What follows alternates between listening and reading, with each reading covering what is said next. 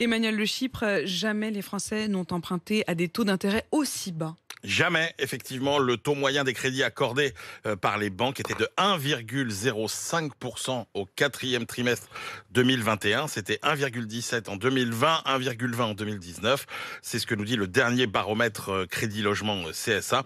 Les taux pratiqués par les banques l'an dernier pour les crédits immobiliers sont les plus bas depuis le début des années 50. De plus, la quasi-totalité des taux proposés sur l'ensemble de 2021 sont inférieurs à l'inflation. C'est-à-dire que ce qu'on appelle le taux d'intérêt réel, eh bien, était négatif. C'est du jamais vu. Bon, on a quand même là sans doute touché un plancher là. Oui, parce qu'il y a quand même plusieurs petits voyants qui commencent à s'allumer. Il y a d'abord l'accélération de l'inflation qui va inciter les banques centrales à resserrer progressivement le robinet de la liquidité en augmentant le coût de l'argent qui circule entre les banques et sur les marchés financiers. Ces taux d'intérêt sont déjà quasiment nuls partout aujourd'hui. Et la Banque centrale américaine a laissé entendre qu'elle pourrait augmenter ces taux de 3 à 4 fois durant l'année. Ce ne sera pas le cas avant 2022 en Europe. Et puis il y a les taux à plus long terme, ceux payés par les États pour financer leurs dettes et qui servent de guide aux taux immobiliers. Eh bien, eux commencent aussi à remonter. Par exemple, en Allemagne, ça faisait plus de 2 ans que les taux d'intérêt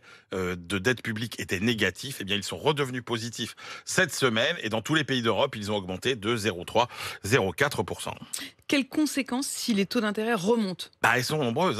D'abord, sur les crédits à la consommation, ça veut dire des taux d'intérêt plus élevés. Ça, c'est les crédits qu'on paye sur 1 an, 2 ans, 3 ans. Ça veut dire aussi des crédits immobiliers qui pourraient coûter plus cher de 0,1 à 0,3 points au cours de l'année prochaine. Ça veut dire que le coût de votre acquisition augmentera. Ça veut dire des États qui payent plus cher la dette publique. Si on prend un point d'augmentation des taux d'intérêt à long terme sur 10 ans, ça nous coûte 40 milliards d'euros de plus par an.